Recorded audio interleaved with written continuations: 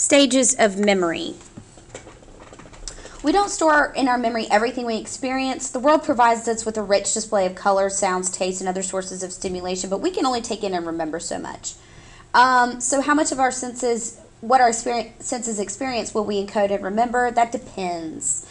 And so there are 3 stages of memory: sensory, short-term, and long-term.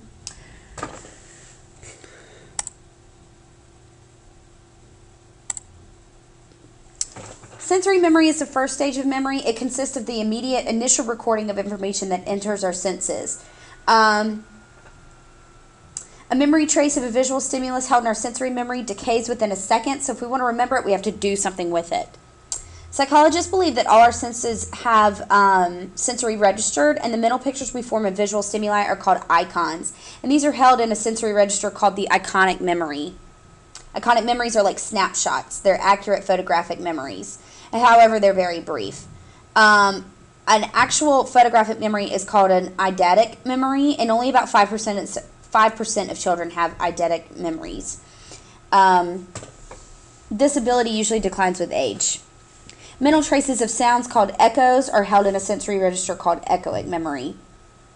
And they only last for like a fraction of a second. Short-term memory is also called working memory. We use it a great deal of the time. Whenever you're thinking about something, it's in your short-term memory. When you're trying to solve a math problem, the elements of the problem in your short-term are working memory. When we try to remember a series of letters or numbers, our memories of the first and last items tend to be sharper than the memories of the middle items, and this is called the primacy effect.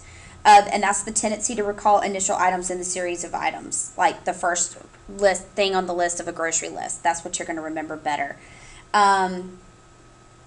Perhaps we remember them better because due to their placement, we have more time to rehearse them. And the tendency to recall the last items in a series is called the recency effect, probably because we saw it last.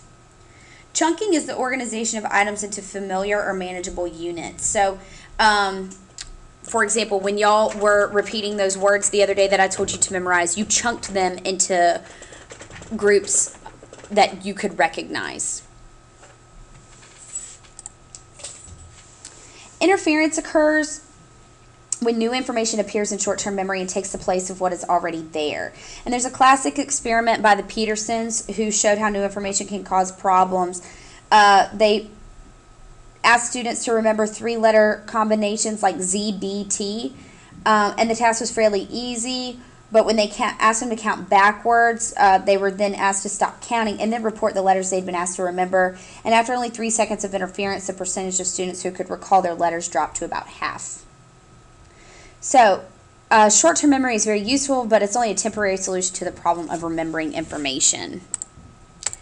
Long-term memory is the third and final stage of information storage. So if you want to remember something more than briefly, you have to take certain steps to store it, like mechanical repetition or elaborative rehearsal.